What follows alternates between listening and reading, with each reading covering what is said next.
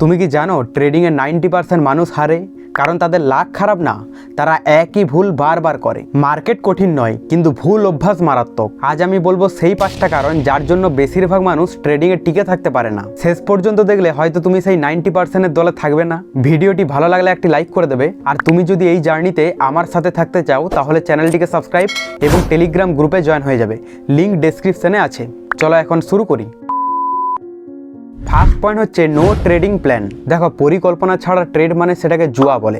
বেশিরভাগ মানুষ entry, SL, target এগুলো ঠিক না করেই ট্রেড করতে শুরু করে দেয়, যার ফলে কি হয়, ট্রেডিংয়ে ফেল হয়। যে কোনো বিজনেসে গ্রোথ তখনই আসবে যখন একটা প্ল্যান থাকবে। ট্রেডিংও সেম একইভাবে তোমাকে প্ল্যান বানাতে হবে। তুমি যদি কোনো ট্রেড নেওয়ার আগে কোনো রকম প্ল্যান না বানাও তাহলে কিভাবে এন্ট্রি, এসএল, টার্গেট এগুলো ঠিকভাবে ফিক্স করতে পারবে? কারণ কোনো ট্রেড নেওয়ার আগে সেই ট্রেডের এন্ট্রি, এসএল, টার্গেট খুব ইম্পর্টেন্ট রোল কিন্তু প্লে করে। তাই তোমাকে আগে একটা প্ল্যান বানাতে হবে যে কোথায় তুমি এন্ট্রি নেবে, কোথায় এসএল রাখবে এবং কোথায় টার্গেট বুক করবে। এবং এই প্ল্যানটা যদি তোমার থাকে অবশ্যই তুমি সাকসেসফুল হতে পারবে, কিন্তু বেশিরভাগ মানুষের এই প্ল্যানটাই থাকে না।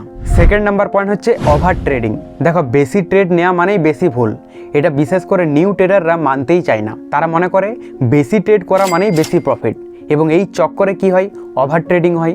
আর ওভার ট্রেডিংয়ে কোনোদিনই কিন্তু প্রফিটেবল হওয়া পসিবল না, বিশেষ করে লং টাইমে। ওভার ট্রেডিং মানে একদিকে যেমন চার্জেস যেতে থাকবে, অপরদিকে লসের পর লস হতে থাকবে। তাই ওভার ট্রেডিং যতদিন পর্যন্ত বন্ধ না করবে ততদিন পর্যন্ত প্রফিটেবল হওয়া কিন্তু খুব ক্রিটিক্যাল ব্যাপার। আর বেশিরভাগ নতুনরা এর চক্করেই পুরো অ্যাকাউন্ট ব্লো করে ফেলে। থার্ড নাম্বার পয়েন্ট হচ্ছে ইগনোরিং স্টপ লস। দেখো, বেশিরভাগ মানুষ ট্রেড নেওয়ার পর স্টপ লসকে সবথেকে বেশি ইগনোর করে।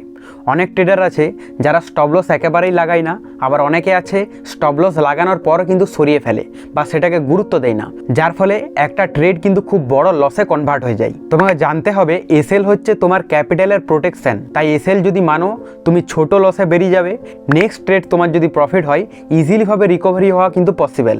কিন্তু তুমি যদি এসএলকে ইগনোর করো তাহলে কিন্তু একটা ট্রেড বড় রকম লসে কিন্তু ক্ষতি হতে পারে। তাতে তোমার অনেকগুলো প্রফিট হলেও একটা লসে কিন্তু সমস্ত কিছু সাফ করে দিতে পারে। তাই তোমাকে এটা জানতে হবে এসএল ইগনোরিং করা মানেই বড় লস, আর মানা মানেই প্রোটেকশন। ফোর্থ নাম্বার পয়েন্ট হচ্ছে কাটিং প্রফিট ইয়ারলি। দেখো, বেশিরভাগ মানুষ কি করে, ছোট প্রফিট করে এবং বড় লস করে, যার ফলে কি হয়, তাদের যখন প্রফিট হয় তখন ছোট হয়, কিন্তু যখন লস হয় তখন কিন্তু বড় হয়। তাই তাদের রিস্ক ম্যানেজমেন্ট ঠিকভাবে কিন্তু ফলো হয় না। তাই তারা অনেকগুলো ট্রেডে প্রফিট করলেও একটা ট্রেডে কিন্তু সমস্ত প্রফিট লসে কনভার্ট হয়ে যায়। আর এই প্রবলেমটা সবথেকে বিগিনার্সদের মধ্যেই দেখা যায়, কারণ তাদের লাভ হলে তারা তাড়াতাড়ি কিন্তু বেরিয়ে যায়। তারা প্রফিটকে হোল্ড করেই রাখতে পারে না, কিন্তু এসএলকে ইজিলিভাবে হোল্ড করে রাখে। তাই এবার থেকে বড় প্রফিট এবং ছোট লস করলেই তুমি 90%-এর থেকে কিন্তু এগিয়ে যাবে। ফিফথ নাম্বার পয়েন্ট হচ্ছে রিভেঞ্জ ট্রেড। দেখো, এটা একটা খুব কমন প্রবলেম ট্রেডারের, কারণ বেশিরভাগ মানুষের কি হয়, কোনো ট্রেড লস হয়ে যাওয়ার পর তারা সেই লসকে অ্যাকসেপ্ট করতে শেখে না, যার ফলে তারপরে পরপর কিন্তু তারা ট্রেড নিতে থাকে, যেটাকে রিভেঞ্জ ট্রেড বলে। এবং এটা হচ্ছে সাইকোলজিক্যাল একটা প্রবলেম। এই প্রবলেমটা ততক্ষণ পর্যন্ত থাকবে যতক্ষণ পর্যন্ত মার্কেট একটা ভালো টাইম স্পেন্ড না হচ্ছে। তাই ইয়ারলি স্টেজে এই প্রবলেমটা হবেই, কিন্তু তুমি যত তাড়াতাড়ি এই রিভেঞ্জ ট্রেডটা বন্ধ করতে পারবে ততই কিন্তু তুমি সাকসেসের দিকে এগিয়ে যাবে। দেখো, এবার থেকে কোনো ট্রেড যদি লস হয়ে যাওয়ার পর মিনিমাম 30 মিনিট ব্রেক নাও। যে ব্রেক টাইমে কোনো রকম কিন্তু ট্রেড নেওয়া চলবে না, কারণ ওই টাইমে আমাদের মধ্যে গ্রিড এবং ফেয়ার খুব বেশি থাকে। তাই তুমি যদি ব্রেক নেওয়ার প্র্যাকটিসটা করতে পারো তাহলে রিভেঞ্জ ট্রেডিং অনেকাংশে কমে যাবে।